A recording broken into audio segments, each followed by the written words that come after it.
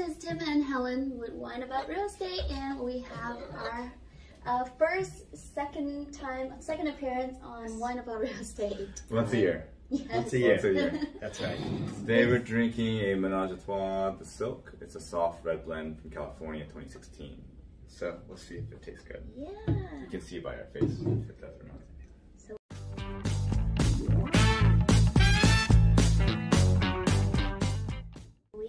Jad Nicholas from Ameris Bank today, and we invited him today to talk to you guys about 5 tips to improve your credit, especially those of you who are looking to buy a house this year. This will be helpful for you. Yeah, just note that we are not credit counselors, we are not certified and licensed in any of this stuff, so that's our disclaimer. But for the lending purposes in the lending world, what are some of the top 5 ways to improve your credit so that way they can get a loan? Absolutely. So the very first thing is pretty obvious, but a lot of people don't do it, and that is stay current on your existing accounts. So any account that you have, make sure you pay it on time, make sure you pay attention, preferably set up auto pay. Okay. With the minimum payment at least. Minimum payment, exactly. Yeah. The second is when you have a credit card, what a lot of people do is they will max out their credit card and then pay it on the due date. What they should do is pay it on the date that it closes. So you ask your credit card, when does your account close every month? Okay. And then you pay it on that date. Therefore, it is reporting the balance as $5 or $10 as opposed to the full maxed out amount. Well, that's actually what I did. So yeah, it's perfect. Yes. Okay.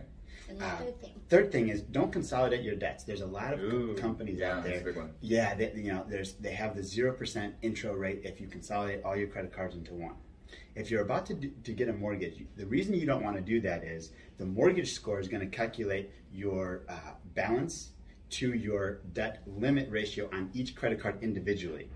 Credit Karma, those sites, they generally calculate on the total, but your mortgage score is calculated on each individual account. So if you have 2 separate accounts at $1,000 each, and their limits are $1,000, and then you get a new account at $2,000, and you want to pick them and put them, or a new account, and put them all in there, then you're maxing out that one account. Right. Now you look like you're maxed out, and that's not what you should do. But can I close a credit card? No, and that brings you to the fourth. You don't want to close the card because you want that card to continue reporting your past history of being on time. Okay. That helps you, and then it also helps with the limit ratio as compared to the balances that you have, because that would be 0. If you're not using it, it would be 0 to 1,000 or whatever your limit ratio is. I see. This is one that we helped out with one of our clients. He had a collection on his account. Yes. So one of the things you want to do is definitely consult with me as your mortgage professional prior to paying off any collections. To make a long story short, I can go into a lot of detail, but to make a long story short, the reason is when you start talking to the collection agency, whether you pay it or set up a payment plan, they update something called the date of last activity. It's a negative thing, it's called a collection. Date of last activity may have been 3 years ago. If you go to pay it off, now the date of last activity is now. And then that takes your credit score and it makes a bigger hit against your credit score. Got it. So if they want to find you, Jad, how can they find you?